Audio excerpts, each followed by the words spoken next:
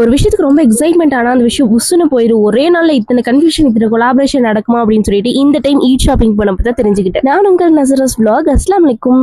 ஈதுக்காக shopping பண்ணலாம்னு சொல்லிட்டு கோயம்புத்தூர் போகலான்னு பிளான் பண்ணியிருந்தோம். பிளான் பண்ண மாதிரியே கோயம்புத்தூருக்கும் கிளம்பியாச்சு. பட் நாங்கள் உடுமலையிலேருந்து கிளம்பும் போதே மணி ரெண்டு மணிக்கு மேலே தான் கோயம்புத்தூர் கிளம்பி போகிற வழியில் என் தம்பி வேற பிக் பண்ணிட்டு போயிருந்தோம். ஸோ அங்கே நாங்கள் ரீச் ஆகிறதுக்கே மணி 4 கிட்ட ஆயிடுச்சு.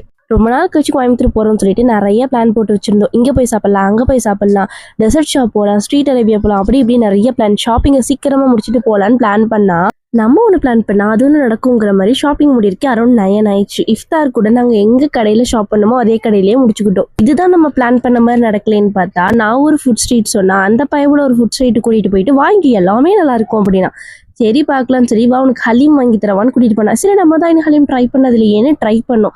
சிக்கன் ஹலீம் ஆர்டர் போட்டிருந்தான். பட் எனக்கு அந்த டேஸ்ட் பிடிக்கல, உங்களுக்கு எப்படின்னு தெரியல, அது அவனுக்கும் பிடிக்கல. நான் பெப்பர் கேபாப் ஆர்டர் பண்ணா அவங்க கொண்டு வந்தது மின்டா பெப்பரான ஒரு கன்ஃபியூஷன். இப்படி கன்ஃபியூஷன்லேயே இந்த டே ஃபுல்லாக போயிடுச்சு. ஸோ உங்களோட ஈத் ஷாப்பிங் அப்படின்னு மறக்காம கமெண்ட் பண்ணுங்க.